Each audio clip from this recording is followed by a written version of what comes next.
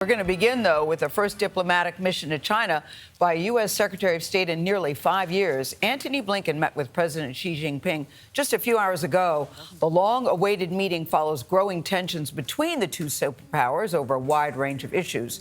Chief Foreign Affairs correspondent and Face the Nation moderator, that, of course, would be Margaret Brennan, is traveling right now with Secretary Blinken. She joins us from Beijing.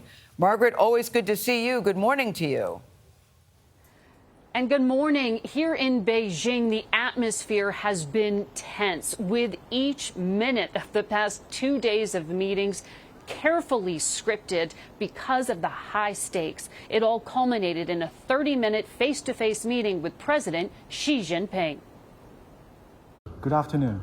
This brief face-to-face encounter with Xi Jinping, China's all-powerful leader, is why President Biden sent Secretary Blinken to China. The United States and China have an obligation to responsibly manage our relationship. This intense diplomatic push is meant to avoid a direct conflict.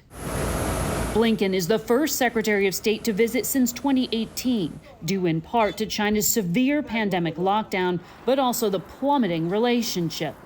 Blinken and Wang Yi, the top foreign policy advisor and a Communist Party leader, had a terse exchange. They'd clashed in February, shortly after the U.S. shoot-down of the Chinese spy balloon, when Blinken confronted him with intelligence showing that Beijing was considering providing weapons to Vladimir Putin. For its part, Beijing objects to recent U.S. restrictions on sales of high-end technology, the expanding American presence in the Pacific, and U.S. support for Taiwan. Progress is hard.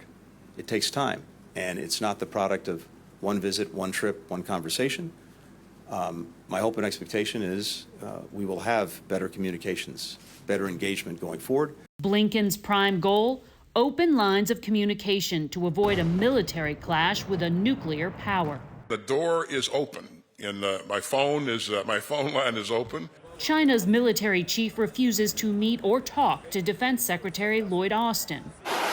That heightens the risk of miscalculation, particularly given what the Pentagon calls a series of provocative actions, like this Chinese fighter jet, which flew dangerously close to a U.S. surveillance plane last month.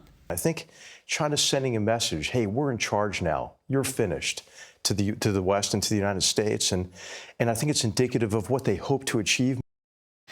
The Biden administration argues that China is the only country with both the power and the intent to change the global order that the U.S. has dominated for the past century. So managing this competition, Gayle, is going to be an ongoing challenge. It sure sounds like it. Margaret, I know you've got to go because you're going to be doing an interview with Secretary Blinken. But before you do, were there any specific agreements that you can talk about?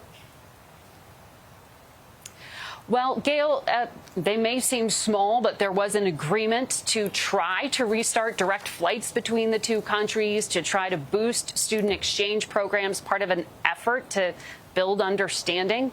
And there'll be more meetings. The Treasury Secretary is expected to come. That's important because the economies are so intertwined.